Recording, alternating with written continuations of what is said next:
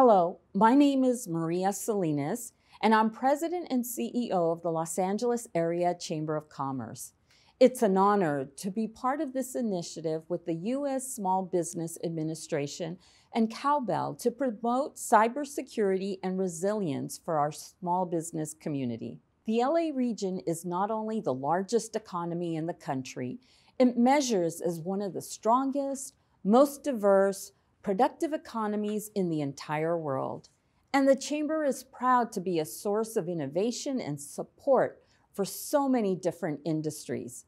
The LA Area Chamber plays an integral role in providing resources, training, policy and advocacy, and networking for regional small businesses, and much of our programming has been developed to ensure regional businesses not only survive the challenges, but thrive in the wake of them. While every single business has faced incredible adversity due to COVID-19 pandemic, many of the major threats small business face in the 21st century are digital, and the effects of cyber attacks can cause debilitating results to a business's bottom line. Small businesses are a common target for cyber criminals because they often lack the digital knowledge and infrastructure required to protect confidential data and more. That's why the work the Small Business Administration and Cowbell are doing to provide cybersecurity training and support is so important. We strongly urge members of the business community to be proactive in implementing cyber resilience and other preparedness measures and ensure their organizations, industries, and supply chains engage with the Small Business Administration to access valuable resources to safeguard against cyber attacks. We look forward to the panel discussion, and thank you very much for being here. Thank you so much, Maria Salinas and the LA Area Chamber of Commerce for hosting us today. We are so pleased to have you all join us for the Small Business Digital Alliance's panel with Cowbell and the U.S. Small Business Administration to discuss cybersecurity and cyber resilience and how cyber insurance fits into that picture. So I am looking forward to hearing how small and medium-sized businesses can benefit from the things that we talk about today, how they can achieve cyber resilience. And cybersecurity has been a top issue for us at the Small Business Digital Alliance, especially during the holiday retail season. So today feels particularly timely, given what small businesses are doing online right now. Appreciate you taking the time to learn about cyber resilience and how the ecosystem partners on today's panel are here to help you grow safely online. While cyber threats may feel daunting, and there are a lot of acronyms involved, the solutions don't have to be. And we want to make sure you walk away from today's discussion knowing what you can do next, what's the first thing you do tomorrow to get smart on cybersecurity and keep staying in business. So with that, I have the pleasure to introduce the CEO and founder of Cowbell, Jack Kudale, whose leadership has cemented the company as a leading provider of cyber insurance for small and medium-sized businesses. So Jack, I'd love to hear from you. Thank you, Liz. Thanks for having us, and also really appreciate the partnership we have with SBDA, SBA, and also my partners, ecosystem partners are here. Yes, and first and foremost, we're dedicated to small businesses. We're specialized in cyber insurance, cyber risk insurance, and we serve about 20,000 small businesses as of this morning. Now, that may seem like a very small number, but we've been at it for the last 3.5, 4 years. It's also my pleasure to have Administrator Guzman, who leads the U.S. Small Business Administration and is a voice of about 33 million small businesses. And more importantly, really proud of what we see in the priority that you have identified, cyber resiliency as a priority for SBA. It's a big deal. It has a tremendous impact downstream on providers like us and the partnership we want to build with SBA. So I want to welcome you on the panel, and thank you for being with us today. Well, it is a pleasure to be here with you, and so glad to learn more about Cowbell and the great work that you're doing to help our small businesses. And it is an honor to lead the Small Business Administration as the SBA administrator. It's my proud honor and duty to serve in the President's cabinet as your voice. And with the SBA's great resources and services, that means helping you to better realize your American dream of business ownership. So it's so great to be partnering with Business Forward. We started this initiative, Small Business Digital Alliance, and engaged Business Forward because we wanted to make sure that we could power the best tools and resources to help propel your business into digitization. You know, the SBA is known, of course, for its great funding. We provide over $35 billion in capital every year to small businesses with dreams of starting up and growing. To make the impact that they do every day. You know, small businesses create the products and services that we come to depend on every single day. And they are the ones that create the jobs and deliver the great output that we need for our economic strength around the globe. And so I'm so grateful to be here with this wonderful panel, because when we think about the services for small businesses, we want to have them funded.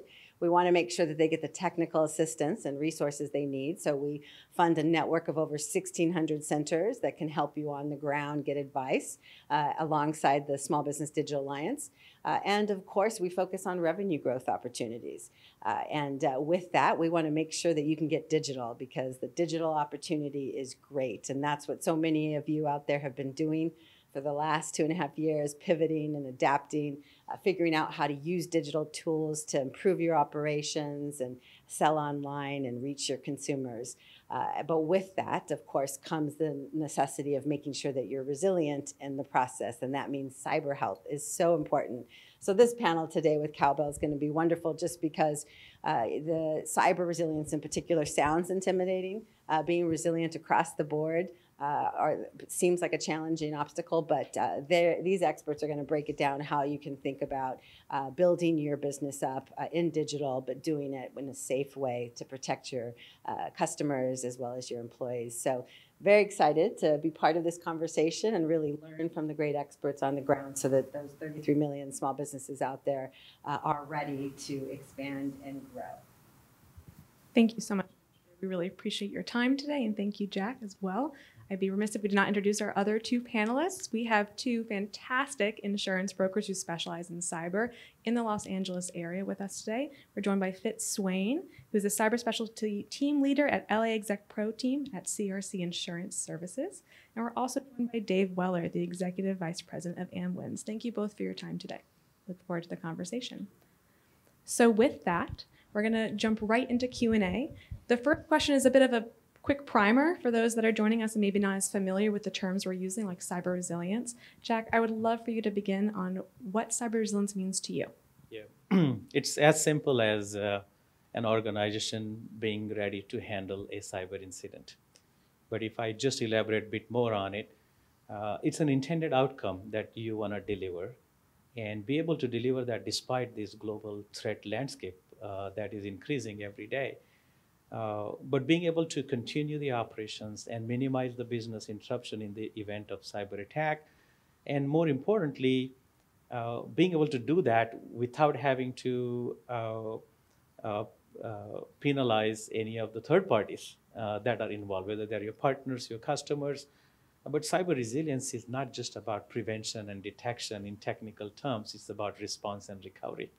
And I think that's where the cyber insurance fits in, how insurance provider and insurance broker partners can help businesses really be ready to handle cyber incidents. Well, speaking of insurance brokers, Dave, do you mind giving us a little bit of your perspective on what cyber resilience means? Sure, I'd be happy to. From our perspective, it's how does an insured equate against their peers? Best in class, top shelf, however you want to warrant it. That to us, the resilience is the ability to minimize cyber losses, cyber claims, cyber exposures, right? And from a carrier's perspective, that's how they gauge where the risk fits in their appetite for providing them insurance. So from my perspective, the term resilience and how we use it to our clients is all the things that they look for to have a best-in-class risk. Where do you fall in that spectrum? Thank you so much. And Administrator, what's your perspective from kind of your seat in the national level? Well, I mean, resilience is a term that's been used so much. You've heard it in the last 2.5 years more than probably ever before. But really for small businesses, it's survivability.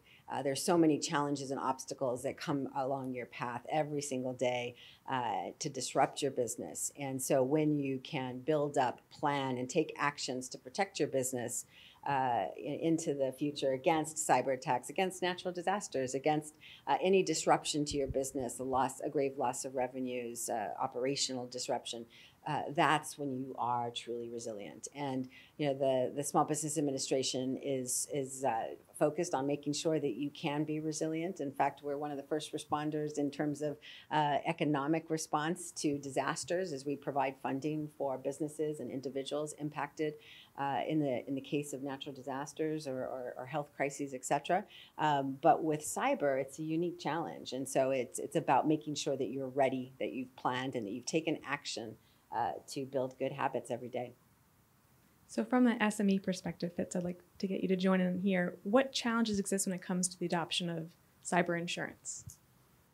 I find most common the disconnect is exactly what a cyber policy covers.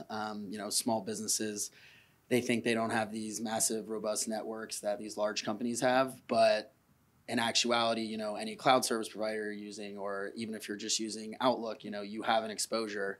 And it's not just, the social engineering or the ransomware anymore. It's data being held, you're liable to notify certain clients in certain situations. So I think it's really more of explaining exactly every part of a cyber policy to an insured versus kind of just what they hear about in the news or, have read about online. And what about that value proposition then, Dave? Do you have anything to add there? Yeah, we find small businesses, there was a perception that it didn't apply to them, like Fitz said, or they weren't large enough, nobody would hack them or go after them. And it's evolved to where now I think a lot of small businesses understand what cyber is, understand what a hack is and a ransomware and social engineering, but they don't necessarily know what they need to do, right? So the challenge on that is, what do I do to get to be best in class? And for my small, 5-employee firm, I can't implement controls that a 100-employee firm does. So it's bridging the gap of understanding how to take general guidelines and apply them to a specific circumstance for small business. That's really what I think. Thank you so much. So we have been talking about kind of individual actions, right? Ensuring a specific small business, what they can do to get ready. But there is a kind of a collective level of cyber resilience that we can also address here, the role of cyber insurance there. So Jack, could you kind of walk us through what it looks like to get us to a collective level of resiliency? Yeah, there are many different parts, if you will. First and foremost, a product, an insurance product has to be good enough, not just good enough.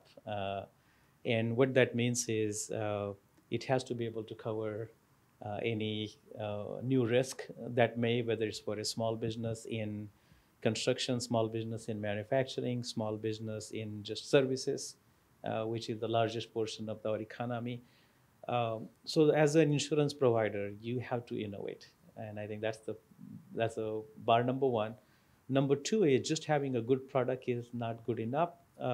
Being able to access that product in a very simplified and expedited way, working with your trusted partners, like broker partners, and how do you get access to that product? And the third is it can't just be about issuing a cyber insurance policy. It has to be about how do you help small business improve the cyber risk as you provide the insurance coverage. So basically the overall risk improvement, you are less secure tomorrow than you are today. Just referencing to what Fizz mentioned, Outlook, small businesses depend on Office 365 and Gmail, and even if you don't have a lot of compute, you're dependent on these supply chain systems. So I would say that as a provider, you have to have three different distinct. You have to innovate the product. The process has to be expedited, simplified, and you have to partner with the business so that it's not just about insurance policy, it's about improving risk. And that is a collective way of making sure that the businesses are resilient against any potential cyber threats. It's an excellent aligning of incentives, right? If your customers are all more cyber ready, we all are more generally. So let's talk about what's the holdup then? What holds SMEs back from being able to adopt some of these best practices, from thinking about cyber insurance or moving forward on that? Administrator Guzman, I'd love to hear what you're seeing when you travel around the country. Well, I sort of have been talking about it before, and we all have. I mean, small businesses are so busy in their everyday lives. They are wearing those multiple hats and grappling with how they're going to fund their business, how they're processing, attracting, paying their employees, and so sometimes they're just not aware of the amount of risk and what level of engagement that they have to have as a small business owner. I think for all areas of resilience, it's really difficult to plan. And so I think that is what the biggest impediment is just not finding time in the day or being able to dedicate time in the day to this. And so, that's what the Small Business Digital Alliance is about, as well as trying to lead you to tools and resources and have a basic understanding and learning so you can start to ask questions within your own trusted advisor network or with the network that the SBA provides. And I think, the other big barrier as well is just capacity, and that might mean human resources, time for somebody to look at the risks and whether or not a product is right for your business, but it's also capital. And so I think that's why the SBA is always trying to make sure that revenue opportunities are there for our small businesses so that they can see growth and want to invest in their businesses across the board. And with so many opportunities to engage in these critical investments that are happening in our economy, we want small businesses to position themselves for growth. And so it's getting into that growth mindset of, determining that your growth of revenues is possible, but protecting those revenues and protecting those growth opportunities is something that, you have to be willing to do as well. But it's a challenge just because they are so busy. And so as much as we can simplify it, meet our businesses where they are and help them, guide them, I think that's what the strength of this network is. They're so busy and they're so small. 8 and 10 are only, comprised of one person. They're sole proprietorship. So that's a really helpful context for us. So we have folks from the public sector, the private sector, people working with SMEs every day. Let's talk through how we can bridge that knowledge gap on the importance of cyber risk or the impact of cyber risk on small businesses and what steps we can take as a team as part of the ecosystem together. So Administrator Guzman, I'd love to start with the public sector and then we can kind of go down the line and hear from everyone else. Well, the president has made cybersecurity a priority, convened a White House cybersecurity summit, which the SBA was engaged on to make sure that small businesses and their voice was at the table. And we've taken his lead to try to ensure that the federal government is talking about it, incentivizing as much as we can, and figuring out how we can better collaborate. Because I think it is about meeting our businesses where they are and hitting from multiple angles with unified content and messaging so that they can adopt practices and be incentivized to plan. So at the federal level, we've been funding states in a pilot initiative funded by Congress to get states to better plan for and help small businesses with support services to get cyber ready. And we've started in South Dakota, Maryland, and Arkansas with funding to try to build best practices around helping our small businesses be cyber ready. And then beyond that, though, it is about better leveraging all of our resource partners to share the knowledge and education of the folks who have the knowledge around the table here today, but as well, within the federal government, the Department of Homeland Security with their work in ransomware, or any of the key initiatives that we have to defend the businesses and our infrastructure from cyber attacks. And so the more that we invest in and incentivize and partner with the private marketplace to help our economy strengthen and be cyber ready, I think that we're better positioned to compete globally. So that's a top priority, at least in the federal government and the Biden-Harris administration. But SBA is the longest standing, I think, greatest public-private partnership in the lending that we do through an incredible network of lenders, and the education we do through incredible private partners. So it is about creating these collaborative workspaces and partnerships to make sure that we're reaching small businesses. And Jack, how about from the private sector? What's your perspective on this? Yeah, and I think over the last 12 months, I think we have seen an amazing alignment in public and private partnership, especially with the Treasury administration, various parts of administration, especially with SBA, the work that you're doing, especially putting cyber resiliency as a priority. It means a lot for the private, the work Treasury is looking to do with respect to federal backstop. That's the big deal. Um, but let me just address you one quick 20-second on a small business. It's the awareness, the cybersecurity awareness that do I really need a cyber insurance coverage? Do I need cybersecurity controls? Not just because it's an obligation or contractual mandate or fear. It's always the hope that I hope it's not me. Why would someone come after me? I'm so small. And I think that coupled with the partnership between folks like ourselves and the administration, treasury, and the broader ecosystem, I think next year we're going to see a lot of fruition to all of these efforts. And I'm starting to see more and more alignment in that regard, for sure. So I'm very optimistic about the public-private partnership. That's great to hear. Fitz or Dave, if you have any examples or current trends you're seeing? Honestly, I think over the last year, most companies have realized how important kind of cybersecurity is. I don't know if that's a factor of the insurance being more difficult to get, or if it's a factor of, kind of the media reporting, on all the Russia attacks and everything like that, trying to figure out how they can be more resilient. But I mean, I think the bottom line is education, making both insureds, brokers, and carriers more aware of what risks are for certain classes of business and why you actually are a risk. Kind of like Jack was saying, they don't think they're really in trouble because they're a small business. Well, in fact, you're the low-hanging fruit. The bigger companies, they have amazing cybersecurity controls. They're much harder to break. You guys don't have those types of controls. So you're kind of the low-hanging fruit on the tree for a bad actor. And, for small business, being down for a week, 2 weeks, 3 weeks can be the end of your business if you don't have proper cybersecurity resilience. So it's really kind of bridging that educational gap and making people realize exactly, what can happen in the event of a cyber claim. Thanks, Fitz. So Dave, that's a great segue into the next question I had, which is what works? We got a little taste of that from Fitz on kind of the scary part of it, reading bad news in the news, but what's working for you when you're talking to SMEs? What helps kind of bridge that insurance gap?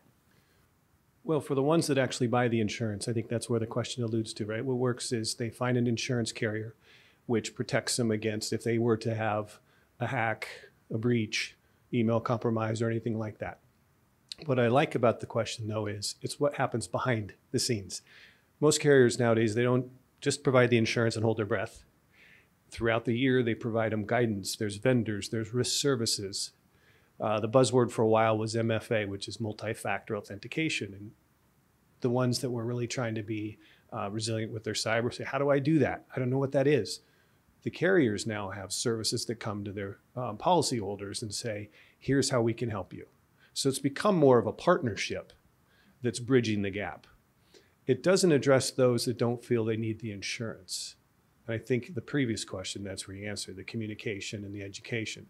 But once they understand that insurance is to protect them and better than just buying higher firewalls, there's a lot more services available to protect them against a loss, to keep them growing when there's another log4j patch that needs to be done. Your carrier says, well, here's how you fix it. So you have kind of like a partner.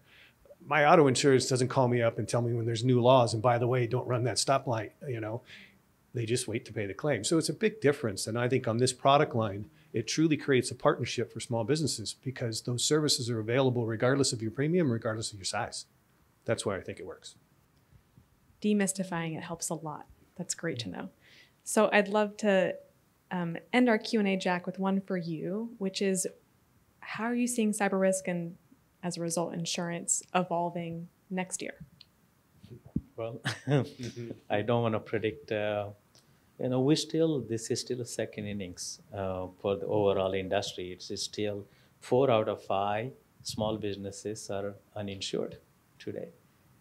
That's a very big number, especially with the type of, and that's just US. Cyber risk is a global risk. Cyber risk is a business risk, is a fundamental risk to the business. So I do see a couple areas that's going to thrive in 2023, and I can only see maybe next 12 months for this forum, of course. Number one is the adoption is increasing for sure. There are more and more, and it's not just a mandate. Of course, large businesses are mandating a smaller businesses carry cyber risk insurance before they walk into contractual arrangements with them. But adoption is increasing because awareness is going up. There is products that are available at, as Dave alluded to before, with not just a policy, but risk management services bundled with the policy. So we see adoption going up, of course. That's number one. Number two is, I think one of the reason, I think Fitz may have alluded to that before, is one of the hurdle was the rates. The premium was just way too much in last couple, 3 years as the market was hardened. And so market's starting to show some moderation in the rates. So I believe number two is next year we will start to see a stabilizing of the premium. Something that you can now, it's not a risk of self-insurance. Someone, a small business is not going to say, I'm just going to self-insure. You just can't afford to self-insure as a small business. Average cost of ransom is anywhere from 100 to 274K. And that type of money is, you get a ransom attack Friday evening, you cannot open doors. So that, as I mentioned before, that intended outcome to serve your customers is basically at question. And the third thing I see is the partnership between the business and the insurance provider is going to strengthen even more next year, because this is a technical risk. Unlike a lot of other personal lines, you cannot just issue a policy and wait for the claims hotline to ring. You have to work with them more closely. So without predicting anything big, I think rate moderation, more adoption, and the partnership, those are the three aspects that I see personally would thrive in 2023. Thank you so much. We're going to check in 6 months and see how that prediction went. So Administrator Guzman, I'd love to hear your thoughts reflecting on what you just heard today and what you're hoping to see in the future. Well, I do think it's profound that in the last year or two, that small businesses have been targeted at double the rates of large businesses, and that's just a fact. That's what's driving that awareness. More small businesses know of other small businesses that are being attacked, and the large businesses are requiring more compliance and cybersecurity health. The federal government's starting to require more cybersecurity health amongst its contracting base, as we want small businesses to be secure. So I do think that that's driving a lot of it, that awareness. And I think, as what I'm hearing today is that more and more those resources, the knowledge, the sophisticated, larger businesses are providing this great wealth of knowledge to help you understand where your risks are and how to improve and become best in class. And I think that partnership or relationship is what I'm hearing, that the advice in order to get insured is going to help set you on a trajectory of being more cyber healthy, and that's incentivized within the industry. So that's good to know that the insurance companies themselves are trying to help the small businesses protect themselves. And my understanding from our SBA Cyber Summit is that, doing little things like the password protection or the multi-factor authentication or updating software can solve a majority of those cyber threats. But little tools like that, habits that you can create every day in your business with the expertise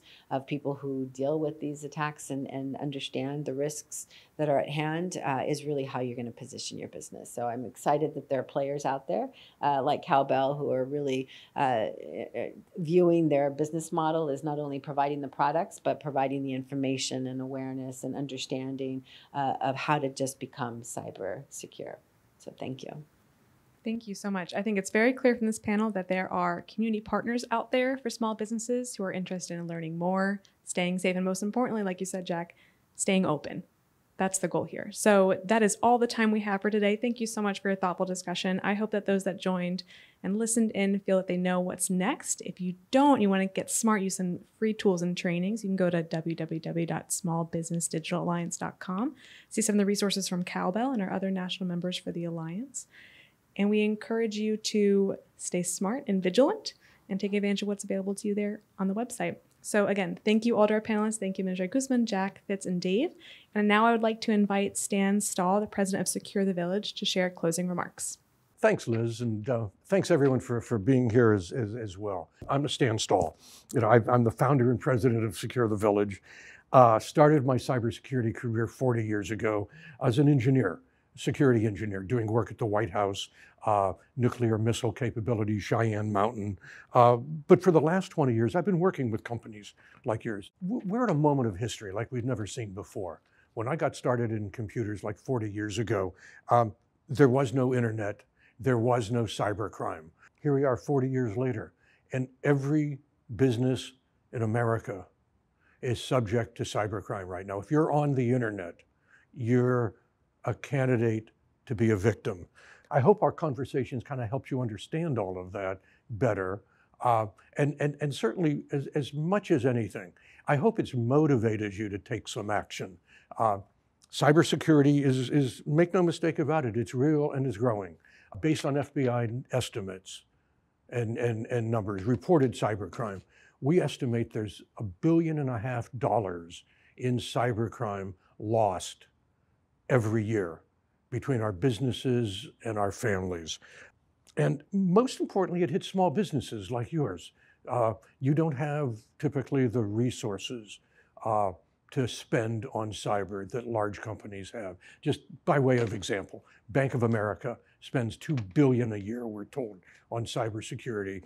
Most of our small businesses, I mean, $2 billion is way beyond your revenue. So, it's like there's work to be done. Defenses that have to be made. I mean, you're subject to online bank fraud. It's called business email compromise by the FBI. Cyber scams, particularly, I mean, this time of season, those are affecting people and our families and all. And ransomware, where your computers are locked up, all the information until you pay a ransom. The thing about it is that no matter what we do, I mean, we're never going to be 100% secure any more than, I can be the best driver in the world, but I could still be rear-ended, let's say, in a car accident. We're never going to get to 100%. But there's some basic things that everybody can do around cybersecurity, and I want to share some of that with you. Seeing the technical challenges, the management challenges, the legal challenges and all, and it led to starting Secure the Village about 6 years ago, all with the idea of providing education, support, and advocacy for organizations like yours, for businesses like yours. Even as a small business, you've got to manage the security of your information the same way, I mean, you manage accounts receivable and the other, important aspects of your business. It may be inventory management, it may be work in progress, it could be, billable hours that you're measuring. But you measure those things, you manage those things, and it's important that you start as well managing your information and its security that same way. Much of this, I mean, there's things you could spend money on, absolutely, but much of this isn't about spending money. It's more about being mindful of security and security behaviors. Examples of things you might do, and I encourage you to do. Talk to your IT people. On the one hand, I acknowledge I do IT work. It's a different language than the language of business, but talk to them. Make sure that they're doing the right things. Ask them, what are you doing to help protect us, protect our information? Map that against, I mean, there's certain basics. Are they patching your systems regularly, updating them on an ongoing basis? For example, Apple regularly updates their iPhone. Your browsers, Firefox, Chrome, those are regularly updated. Adobe with their PDF reader, often updated. Windows once a month gets updated. Make sure you're patching all of those systems, make sure your IT people are, and reach out again to your staff and help them understand that they too have to update their home computers in this same way. It's important that you as a business owner know about those things. And it's also talk to your people. Don't just talk to your IT, talk to your people as well. Help them be mindful of security. Help them understand that they're under attack as well with cyber scams, to avoid those. And if they can talk to their family and their neighbors and all, that's how we spread the word, starting from you talking to your people. Make it a habit to discuss a story a week with your people.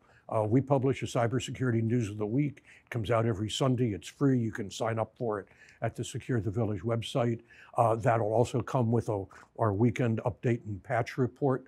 It tells you what programs to do. Use those in your business to help move the agenda along and stay on top of your cybersecurity news. There's no need to reinvent the wheel here. Beyond the work that we're doing, there are other nonprofits in this space. Cyber Readiness Institute is just one example. They have a whole cyber readiness program that's designed for small businesses. Use that. The Global Cyber Alliance has a lot of tools for small business. Make sure your IT people know about the Global Cyber Alliance and those tools. If you're a nonprofit, take a look at the work at Sightline Security that they're doing, really focusing their cybersecurity. Okay, here's what you're a nonprofit. Here's kind of some of the things that you want to be doing. So those are, as I say, these are simple, basic, everyday kinds of things that I encourage you to do. I want to thank the Small Business Administration, Business Forward, Cowbell, for just pulling this whole event off, doing this, and inviting me to come spend a few minutes with you as well. And to Cowbell for, good gods, really creative solutions, integrating the insurance and the operations into a bundled cyber risk program. So let me say in summary, first, thanks for showing up. I mean, that's your time, your interest, that's absolutely fundamental. Take it from there. Now go to that next stage. Ask your IT people, where are we most vulnerable? Where are we at our weakest? And what are we doing about it? And how do we do that? How do we move forward? Develop good cybersecurity habits, you and your people. You know, we have to get people to think about surfing the web defensively just as we drive defensively. It's the same, you know, build those habits in. If you have questions, don't hesitate to reach out. You can reach me at stan@securethevillage.org. There's lots of support out there, waiting, willing, desiring to help you. And I think as much as anything else, I want to finish with a quote of Bobby Kennedy's. Kennedy said, and this goes back, good gods, a lot of years, but he said, the future is not a gift. The future is an accomplishment. And the enemy's at the gate right now.